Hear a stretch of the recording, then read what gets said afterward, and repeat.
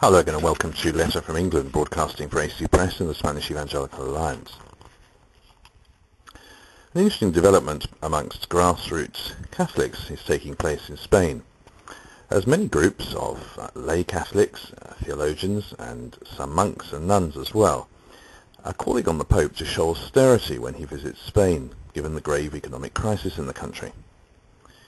In an open letter, they also ask him to use what they call a prophetic voice to speak out on issues of social injustice. And this is perhaps the most interesting from an evangelical perspective, not to speak to the Spanish people as if they were all Catholics. Benedict is due to visit Santiago de Compostela and Barcelona on the trip, and the letter calls on him to identify himself clearly on the side of justice and on the side of those who are suffering the effects of the recession. The letter is critical of the costs and style of the planned trip, the media hype, the commercialisation, and of course the chutzpah, for want of a better word, that the episcopate will give it. But they're also critical of the fact that the only official voice heard from the Catholic Church in Spain is almost exclusively to do with putting political pressure on the government so as to increase the Church's power. And also the fact that it's limited its debate on ethics, or its contribution to that debate, to the question of sexual morals. We miss the prophetic voice of the Church, the Catholic Church that is, a strong voice against injustice, whereby the victims feel understood, says the letter. The network of Catholic organizations, Redes Cristianas, in a significant departure from traditional practice, asks the Pope to keep the religious plurality of modern Spain in mind, reminding him that, as the leader of a particular religious group, he cannot address the whole Spanish population as if they were all part of the Catholic Church. Well, my response to that is, wow, because that's exactly what Spanish evangelicals have been saying for years.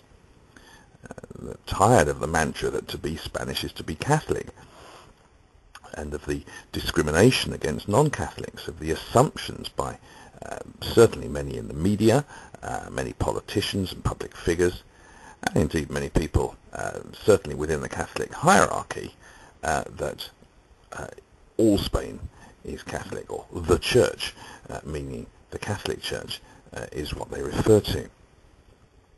Well, there's also a call for the recognition of diversity within the Spanish Catholic Church itself, and this perhaps is the driving force behind the letter.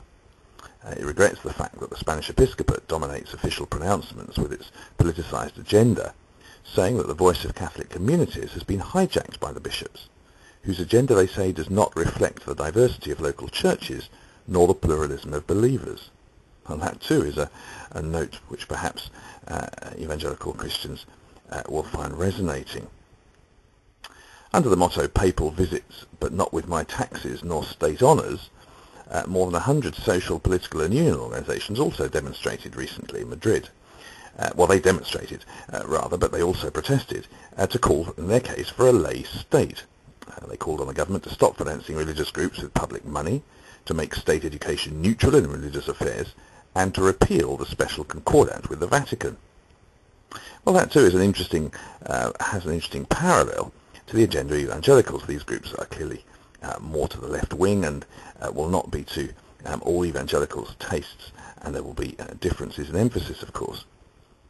But the three things that they're calling for there are also close to the heart of many evangelicals, who are unhappy with the idea of the government financing religious groups with public money. They're unhappy, some of them, that the Federation, the Evangelical Federation, the Federe, receives money on their behalf for social and cultural projects, but not for matters of worship. And of course that distinction within evangelical Christianity is very hard to make.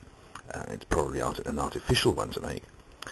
Many evangelicals in Spain would like confessional RE classes removed from state schools, and therefore to be neutral in religious affairs.